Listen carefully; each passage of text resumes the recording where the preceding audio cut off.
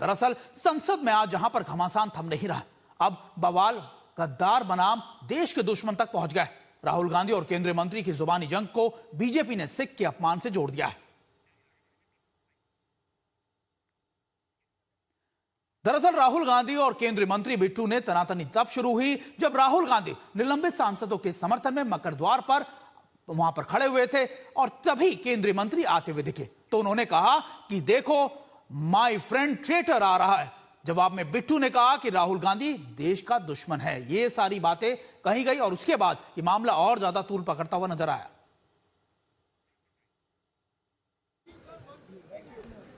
ये कारगिल की जंग जीत के आए हैं।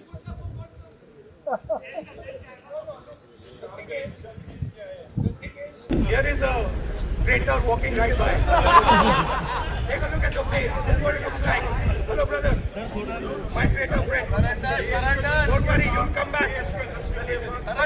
Surrender. देश के दुश्मन।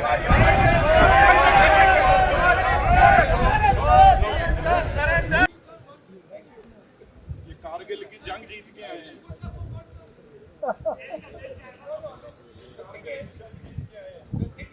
Here is a traitor walking right by. Take a look at the face. This is what it looks like. Hello, brother. My traitor friend. Surrender. Don't worry, you'll come back. Surrender. देश के दुश्मन।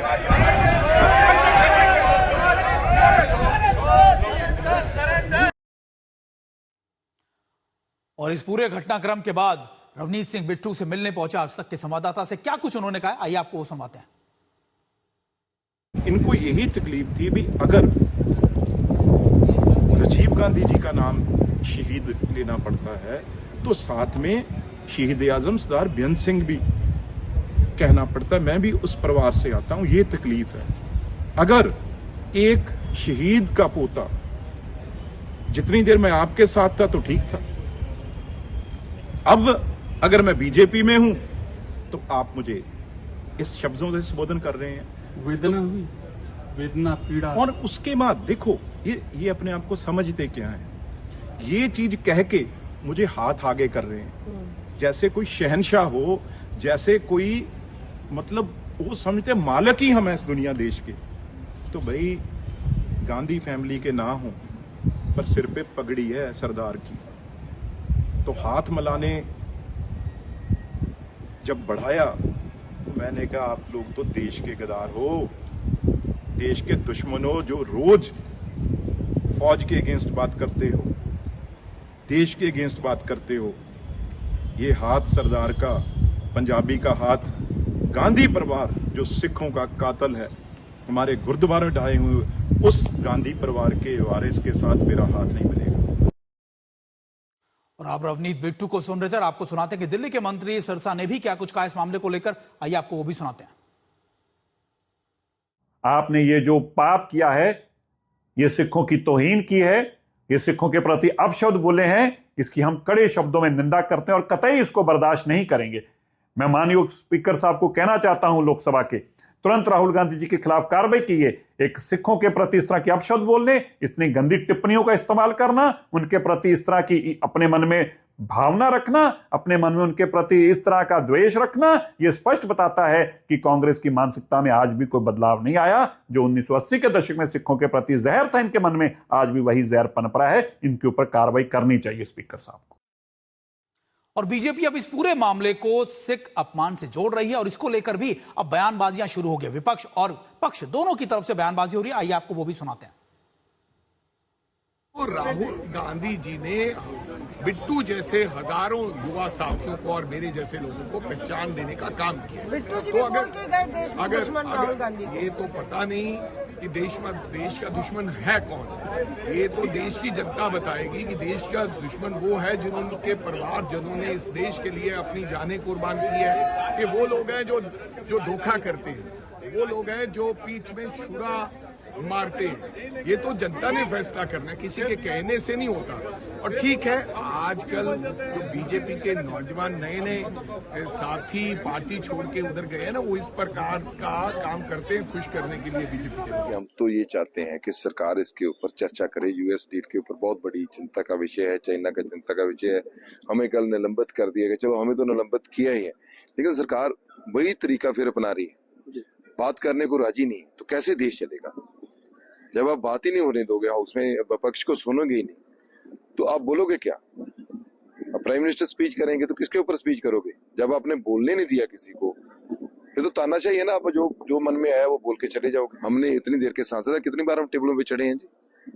जब वो हमारे LOP को बोलने नहीं देंगे, जब लीडर ऑफ ऑपोजिशन को आप बोलने नहीं दोगे, उसकी आवाज नहीं सुनना चाहते आप, तो फिर ये क्या तरीका कार है हाउस का? ये लोकतंत्र का मंदिर है, जितना उनका हक है उनसे ज्यादा ऑपोजिशन का हक है। ये नहीं हम भी लोगों से चुन के आए हुए हैं।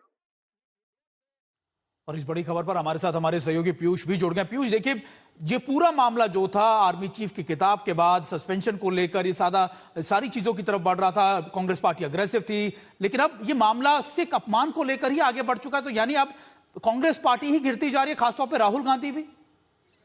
जी बिल्कुल, राहुल गांधी के ऊपर कई सारे सवाल जो है वो इस वक्त खड़े होते हुए नजर आ रहे हैं। उसका कारण ये है कि राहुल गांधी जब अपने निलंबित सांसदों के साथ मकर द्वार पर मौजूद थे, तो उस वक्त रवनीत सिंह बिट्टू जो एक सिख सांसद हैं, पंजाब से आते हैं, वो संसद भवन के अंदर घुस रहे थे। और जब वो अंदर घुस रहे थे तो उस वक्त राहुल गांधी ने उनको गद्दार कहकर पुकारा, जिस वजह से काफी ज्यादा विवाद बढ़ गया है। उन्होंने कहा कि देखिए, मेरे गद्दार दोस्त को सामने आते हैं। और उस वक्त राहुल गांधी ने अपना हाथ ऐसे आगे बढ़ाया, हालांकि रवनीत सिंह बिट्टू ने उनसे हाथ नहीं मिलाया और कहा कि इस तरह की बातें नहीं करनी चाहिए। और उसके बाद जो सांसद उस वक्त मकर द्वार पर बैठे थे, उनको लेकर रवनीत सिंह बिट्टू ने गुस्सा जाहिर करते हुए कहा कि आप देश के दुश्मन हैं। हमने रवनीत सिंह बिट्टू से बात की, उन्होंने बताया कि कांग्रेस पार्टी सिखों की सबसे बड़ी दुश्मन है, क्योंकि कत्लेआम सिखों का कांग्रेस पार्टी ने कराया। साथ साथ रवनीत सिंह बिट्टू ने एक बड़ी बात हमको बताई, जिसमें उन्होंने कहा कि कांग्रेस पार्टी, खास करके राहुल गांधी चाहते हैं कि रवनीत सिंह बिट्टू दोबारा से कांग्रेस पार्टी में आ जाए, लेकिन रवनीत सिंह बिट्टू कभी कांग्रेस पार्टी में नहीं जाएगा। वो मरना प्रेफर करेंगे कांग्रेस पार्टी में जाने के बजाय। इस तरह की बातें रवनीत सिंह बिट्टू ने हमको कही है। लेकिन सवाल सिर्फ वही खड़ा होता है कि राहुल गांधी जब वहां पर आराम से सांसदों के साथ खड़े थे, रवनीत सिंह बिट्टू जिनका कांग्रेस पार्टी से कोई लेना देना नहीं है, वो एक केंद्रीय मंत्री हैं, वो आराम से अंदर जा रहे हैं, तो उस वक्त राहुल गांधी को इस तरह की शब्दावली का इस्तेमाल करने की क्या जरूरत थी?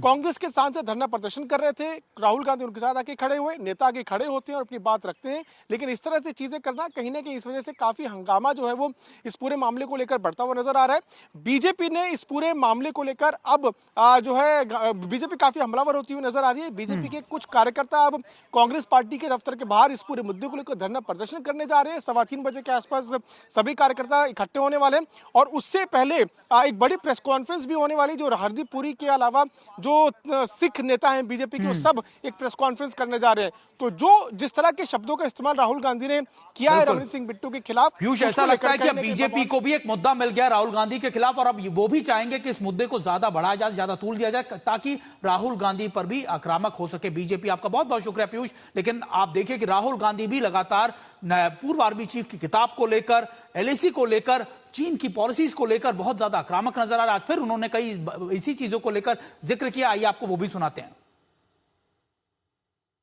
जब chief of army staff general Naravane ने राजनाथ सिंह जी को फोन किया और कहा कि देखिए, कैलाश रिज पर चाइनीज टैंक्स आ गए हैं, हमारी टेरिटरी है, कैलाश रिज पर चाइनीज टैंक्स आ गए हैं, हमें क्या करना है? पहले राजनाथ सिंह जी ने उनको रिप्लाई नहीं दिया। उन्होंने जयशंकर जी से पूछा, एनएसए से पूछा, राजनाथ सिंह जी से पूछा, कोई रिप्लाई नहीं आया। फिर उन्होंने राजनाथ सिंह जी को फोन किया। राजनाथ सिंह जी ने कहा कि मैं टॉप से पूछता हूं। राइट, ऑर्डर था, स्टैंडिंग ऑर्डर था टॉप का कि अगर चाइनीज फोर्सेस अंदर आएंगी तो उन पे बिना हमारे पूछे फायर नहीं करना है। नरवणे जी और हमारी जो आर्मी थी, जो सेना थी, वो उन टैंक्स पर फायर करना चाहती थी क्योंकि वो टैंक्स हमारी टेरिटरी में आ गई थी। नरेंद्र मोदी जी ने मैसेज दिया कि देखिए, जो उचित समझो वो करो। मतलब नरेंद्र मोदी जी ने अपनी जिम्मेदारी पूरी नहीं की। उन्होंने आर्मी चीफ से कहा कि देखो भैया आपको जो करना है करो, मेरी बस की नहीं है।